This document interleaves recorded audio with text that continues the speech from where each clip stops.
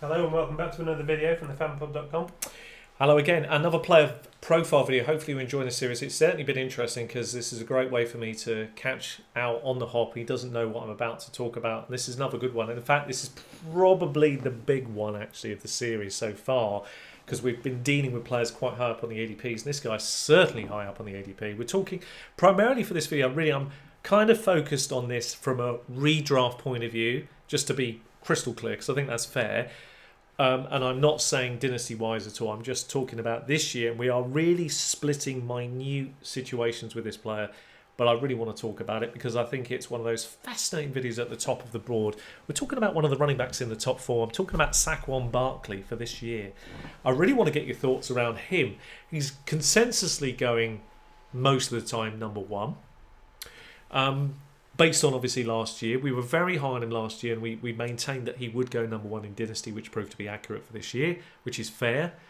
Do you think, from a redraft point of view, we're not talking Dynasty because we know he's got great value, we're not knocking that value at all, we're not saying he's not great or any of those lines, will he be the number one this year in redraft, or do you think that there is actually a player in that top four, or maybe slightly outside the top four, who could actually, based on logic, clearly be better than him this year? Because I do.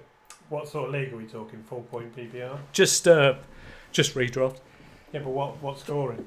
Just I think standard. it makes a difference. Well, if we go standard, keep it really simple because he's still got all the advantages, doesn't he? Well, no, because he catches a lot of passes. He does. So Okay. in PPR. All right. If we talk about each format, and so let's start with standard. Do you think he's the number one in standard? Yes. Okay. Do you think he's the number one in half-point PPR? Yeah.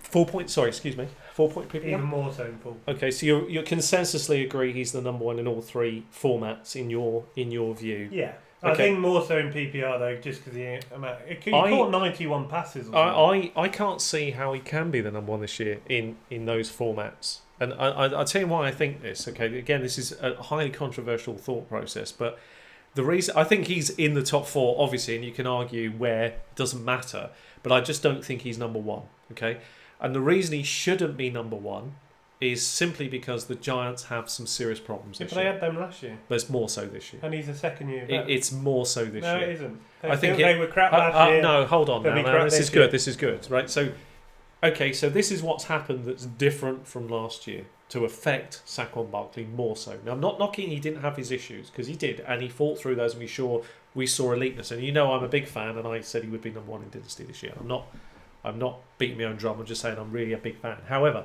when you're looking at this year, and I've always been I've learned from yourself and other people, take your biases off, because I'm trying to keep unbiased in this opinion. I don't think he can win the number one crown, and the reason is I think the Giants have changed. I think the whole team ethos has just immediately changed the moment OBJ went. Totally changes He didn't everything. play last year.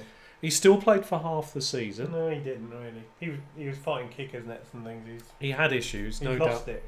He still had issues, but he was toxic, that bloke. I tell you. he might well have been, but they have got even more problems to contend with now. They don't have a passing game. Eli is a year older again. He's declining. I don't think we can argue that he's not. They don't have anybody to take the top of the defence off. Who's going to be the wide receivers that you can really trust to deliver what they need and take pressure off Saquon Barkley, who is going to have to carry the full load for the Giants? And I'm not saying he can't do it, because he proved in that year with difficulties, and there were some serious difficulties in the Giants' backfield, he can do it. And I'm not arguing he's not a top four back. All I'm saying to you, I'm just splitting hairs. I don't think he ends up number one when it's all said and done. And I don't think that's unrealistic in any format, because I think he's got to do an awful lot to carry that team on his shoulders. That is really asking a lot from a guy who could face 8-man fronts and some pretty difficult situations. Yes, he did. But you know, he actually got better when Beckham went out. I know it didn't affect him. You know, he actually came on. He was a clear second at the end of the year. He actually got better. They got a rubbish O-line. Look how many times Manning was saying he's like a rabbit in the headlights. Got a rubbish O-line, rubbish passing game because Beckham was out most of the year, particularly at the end. And Beckham was still, Barkley was still performing. Is there no argument? It's just because he's that good. Is there no argument to say that, you know, when normally a player has a great year, obviously there's not much that offenses and defenses can do. He did it last year on a bad team. I'm not knocking that. And I'm a big fan, and I'm a big Dynasty fan of his. Obviously, I'd love to have shares of him, which I haven't got. If I'm honest, I've just never had the opportunity. He'll probably not come number 1, but he'll be up there. It will be in the top 4, I've no doubt. But I think we may see other people below him rising up this year and taking the crown, because for a few reasons. I think that defenses have had a year now to look at the tendencies of the player. This happens. They start to see where the big plays come from. They start to try and take those away.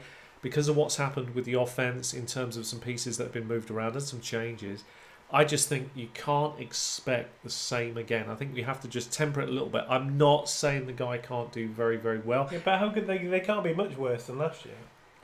And then their O-line was terrible. I think there are players that are there or thereabouts where I could make a case for Ezekiel Elliott, Alvin Kamara to finish ahead of him in those formats. Alvin Kamara, I could see. With Ingram gone.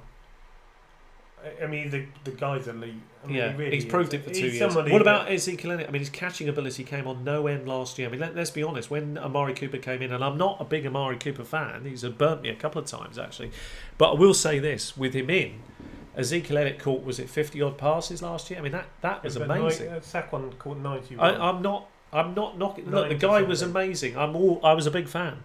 I'm just saying. I think you're a big fan. I am a big fan. He's going to finish in the top 4. It's just that I don't think he ends up number 1 for this season. I think going forward, this could be a situation. I'm not being horrible when I say this. I'm just trying to be realistic. Sometimes situations happen for NFL players. You've got to factor in the risk with Zeke as well. Yeah. Because of the way Jerry Jones, and the Commissioner Goodell, they don't get on. Yeah.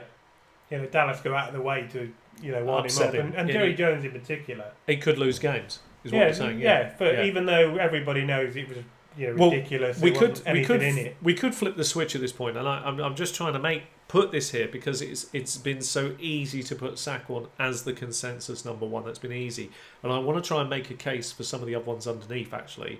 And what I'm trying to say here is that there's this point that's about to come out. If Saquon ends up number 1 this year with all these difficulties around it, I'm not saying he's not going to be there or thereabouts. I'm not arguing that. I know he will be, but if he ends up number 1. I think we can just rest anything aside and just say this guy is the best back that come out in the last 20 years. I think he proved that last year. The best back, without He's a doubt. special. I think any other back would have struggled. Well, he is special, but I'm just saying I think we are going to either... He actually made his own play a lot. We are going to find out whether he is that special, and he might be, or whether he is still very, very good, but he's hampered by the team around him. Well, he was hampered by it last year. He was, yes. Because they were rubbish. The O-line was probably the worst in the league. I think that Al makes a very strong case for Saquon, and I'm playing. Beckham isn't good, and I am playing a little devil's advocate, but I wanted to because I think I've seen too many places, too many videos, and too many experts just immediately just say it's obvious. This is the top 4. This is the order. I don't think it's ever as simple as that. So I just wanted to put that in there. But Al makes a very strong case for Saquon, and I'm not arguing him going 1, 2, 3. I'm not arguing it. I'm just saying. I wonder if somebody else will finish ahead. I'd put Zeke at 4 because he won't catch as many passes, and you've always got that risk of what the hell. Do you think the player that might suffer the most in this top 4 list? Do you think it could be Christian McCaffrey? Could be the one that suffers the most. Yeah. Quarterback issues with the shoulder. Yeah. Not dumping the ball off anywhere near as much. A year of tape on him, so they can kind of say, right, if he does this, then we'll just bring a spy. I mean, he was amazing at the end of last year. But he played 99% of the downs. That can't continue, surely. That just can't. I mean, who else are they going to put in? I know, but that runs the risk of injury, surely. So it could be by default that Saquon is just that good and actually proves to be one of those inspirational, like LaDainian Tomlinson when he came in. He's just a player that... If you're talking points per game last year, right? Yeah. Standard. He was the best. Which player was second? Gurley was first. Which player was second? Well, it has to be Saquon. Per game? Yeah. He isn't. No, who was it? It was actually Melvin Gordon. Okay, right, yeah, but he only played 12, didn't he, of the games? Yeah, averaged 18.8 a game. Yeah. Saquon averaged 18.4. Well, that's... I mean, I'm not trying to make a case for other players. I'm just saying I think it could end up being that... I just think he's overlooked a bit, Gordon. I know he had a few injuries. He is. He would be my number 4, if I'm honest now. He would be my number 4 rather than McCaffrey, purely because... In full-point PPR, Saquon averaged 24.1... Yeah, it's elite. Per game. Yeah. That's massive. He scored more points than Gurley in full-point PPR according to Fantasy Pro. Yes. I mean, as I say, all I'm trying to do with this one is put a big name up there and just see if we flesh out what we actually think. I think this year he doesn't quite finish number one, but if he does, I'm going to recommend. The only way is down close. From number one. The only way is down. Yeah, of course. So any sort of niggle or injury. I mean, last year he finished. Where did he finish in all formats? Saquon, was he number one across the board, or was he? No, he was number two. Number two in standard.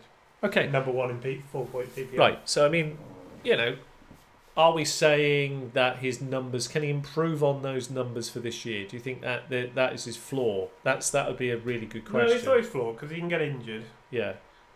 I mean, let's take injury out of it because I don't think that's. Can the O-line be any worse? Yeah, I don't think that's my concern. I don't see injuries with him at this stage. The O-line can't be any worse. I do agree with you. I actually think it's one of the worst O-lines I've seen. I think they actually left him high and dry. Could they, as another point here, could the Giants be squandering the best years of this man's life? Absolutely. I mean, one of the best opportunities gone to one of the worst situations with a declining quarterback, no plan in place to get a new kid on the block. He still delivered. He delivered under. You wanted him more. He delivered under terrible circumstances. Reminds me an awful lot of Barry Sanders. I mean, in that way, if you know what I mean. My worry for him last year, obviously, he was a rookie. Yep. The O-line was terrible. Manning's coming to the end of his career. Yep.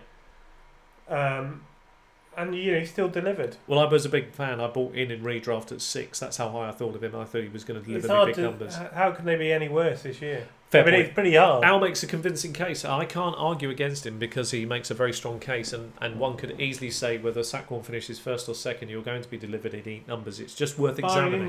Barring injury, no one could see that. So he makes a great case. I'm not arguing against it. I just wanted to throw it in as devil's advocate. It's not straightforward as the number one, but it is splitting hairs, and sometimes you just have to do that in fantasy just for interest, excitement, and also to see what you as the fans would do if you were faced with the number one pick in a redraft situation. Will you absolutely go Saquon, or will you do something unusual that we're not thinking about? I'd love to see that. I'd love to see what people really will do with the number one pick. Who do you think is number one for this year? I'm going to be honest, and I can say this clearly because Al knows and a few people are aware of it. I think it's Alvin Kamara for this year. I'm not saying all the time. I just think he's the safest pick in fantasy football. Saying that, he'll probably get injured, but that's life. But I do think he's very, very safe. I do love Kamara. But there are some issues in that team, and that's worth examining another time. I think I'd go Saquon, Kamara, McCaffrey, Elliott. Just because of the risk with it. And you can't really argue Al's logical thinking in that. And we would be arguing all night if we, didn't bring the video to a close there. We have been arguing all night. Yeah, what time is it now? Is it late? Is it midnight? It must be close. Anyway, thanks for watching. Please like, subscribe, comment, and we do really want and value what your thoughts are, the number one in all formats of fantasy football. And we'll give you credit if you're right. Yeah, love to know more. You've got nothing to lose. Thanks very much for watching. We might ridicule you if you're wrong, but that's fun, isn't it? That's part of the fun. Okay, thanks for watching.